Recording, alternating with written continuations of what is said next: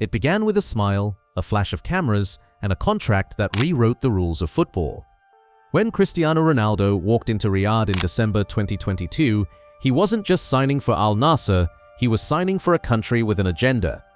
In the months that followed, Karim Benzema, Neymar, Kante, and half a dozen global superstars followed. It looked like a transfer spree, a new chapter for the Saudi Pro League. But it was more than that, much more. Behind every handshake, every unveiling, and every headline stood a machine, a sovereign wealth fund worth hundreds of billions, and a young crown prince who realized something most nations had ignored. Power is perception. Football, once Europe's game, had become the world's loudest language, and whoever could control that language could shape how the world sees them. Saudi Arabia wasn't buying goals, it was buying legitimacy. It was buying reputation, influence, and global curiosity. Because when the world talks about your football, it stops talking about your politics. It forgets your oil, your wars, your scandals. It starts to see only the goals, the cheers, the spectacle. That's the brilliance of the plan. A billion-dollar distraction that feels like entertainment, but moves like strategy. The moment Ronaldo lifted that yellow Al Nassr shirt, a fuse was lit. What the world saw as a glamorous football transfer was, in truth, the beginning of a calculated campaign. At its core stood the Public Investment Fund, the PIFA, Saudi Arabia's sovereign wealth engine. Backed by oil profits and political ambition, it wasn't created to make money, it was created to buy narratives. Every club, every player, every sponsorship became a line in a larger story, one where Saudi Arabia stopped being defined by desert and oil and started being seen as the center of the modern world. Journalists called it sportswashing, the act of cleansing a nation's image through spectacle. But inside Riyadh, the term didn't matter. What mattered was that people in Paris, London, and New York were now talking about football in Saudi Arabia. Not executions, not censorship, not Yemen. The conversation had changed, and with it, so had the country's reflection in the global mirror. Billions flowed through silent corridors, transfer deals, broadcast rights, sponsorships, influencer partnerships. The plan wasn't to compete with Europe. It was to blur the borders of where football power truly lived, to make every fan, every pundit, every headline unknowingly echo a single message: Saudi Arabia is no longer on the sidelines.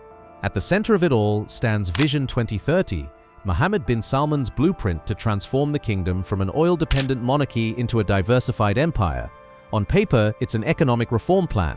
In reality, it's a cultural revolution wrapped in business language. The logic is simple: if the world's future isn't powered by oil, then Saudi Arabia must own what comes next: influence, entertainment, and global visibility. The Public Investment Fund became the beating heart of that vision. Worth more than $700 billion, its reach now extends from electric cars to gaming, from real estate to, of course, football. Every dollar spent through PIF isn't just an investment, it's a statement: we can buy relevance. By turning sport into a stage, the kingdom converts financial capital into cultural capital, a far more valuable currency in the 21st century. Riyadh built stadiums not as monuments to sport, but as monuments to transformation. It trained production crews, hired Western consultants, and invited global agencies to rebrand a nation. Oil still fuels the engine, but image fuels the momentum. And while critics see excess, the Crown Prince sees evolution, a controlled shift from the black gold beneath the desert to the golden glow of global attention. In his eyes, reputation is the new resource, and football is the refinery. Power rarely moves in straight lines. It moves diagonally, like pieces on a chessboard. And football, once a simple game, has become one of the most complex boards on earth. Behind the scenes, Saudi Arabia's influence began to reach beyond clubs and players. It started to whisper through the corridors of FIFA and UEFA, through sponsorship deals, voting blocks, and quiet favors.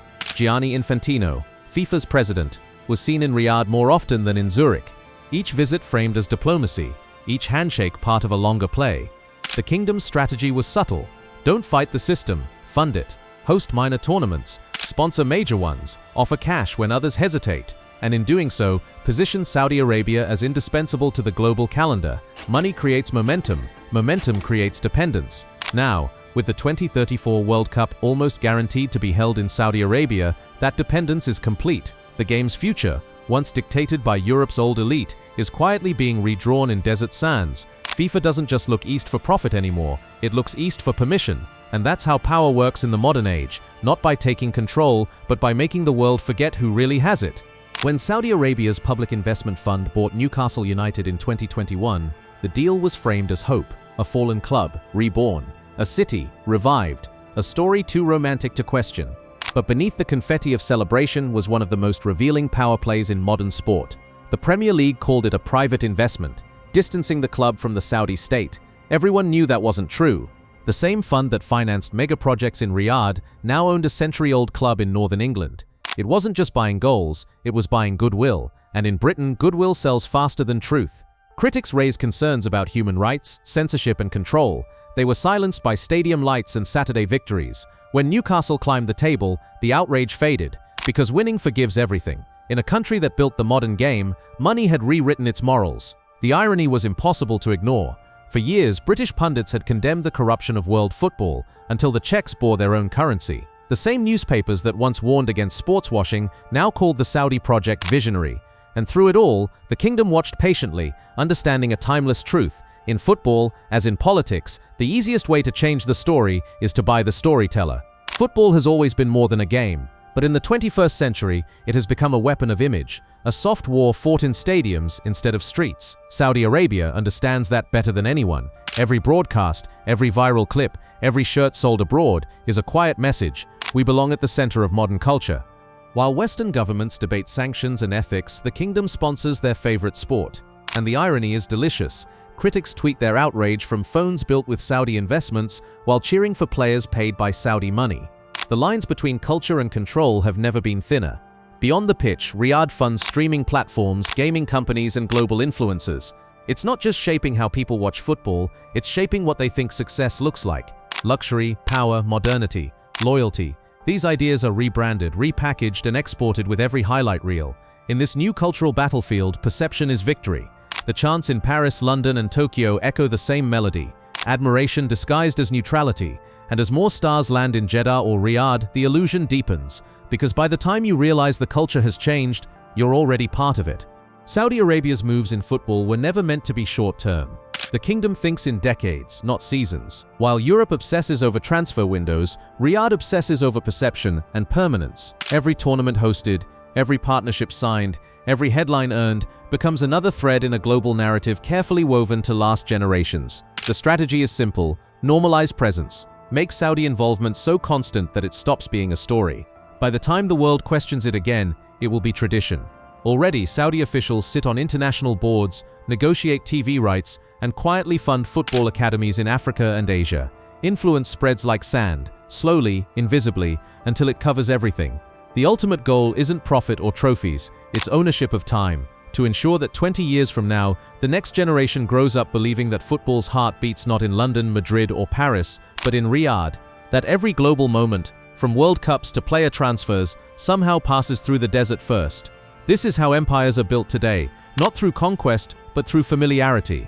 When you see the same flag enough times, it stops feeling foreign, and that's when the future quietly changes hands. Every empire begins with a story, one so carefully told that people forget to ask who's telling it. For Saudi Arabia, football became that story. What began as a sport transformed into a mirror, reflecting not who they are, but who they want the world to believe they've become. A land of ambition, of progress, of power wrapped in applause. But behind the fireworks, the strategy remains painfully clear. Football is not a trophy, it's a tool, one that builds identity faster than infrastructure. Each goal scored in Riyadh echoes through the global media, rewriting perception one highlight at a time. When the kingdom hosts the 2034 World Cup, it won't just be a tournament, it will be the ultimate act of rebranding, a chance to prove that with enough money, even history can be redesigned. The beauty of the plan is its subtlety. There's no censorship when people willingly look away, no propaganda when the audience enjoys the show, and that's the quiet genius of sports washing. It doesn't silence critics, it distracts them. It replaces scrutiny with spectacle, because people don't debate the system when they're cheering for it. Saudi Arabia didn't conquer football, it studied it. It learned how desire works, how fame travels, how attention can be weaponized. Then it bought the parts that mattered most, the moments that shape memory. In the end, the world will remember the goals, the players, the celebrations. Few will recall what it all cost, or who truly benefited. And that's exactly how power survives. Not through fear or force, but through fascination. They didn't just buy players. They didn't just buy clubs. They bought the story we tell ourselves about the game. And maybe without realizing it, they bought the future too. But the real question is, they bought the future. But what did we sell? Subscribe, like, and tell me, what do you think they really bought?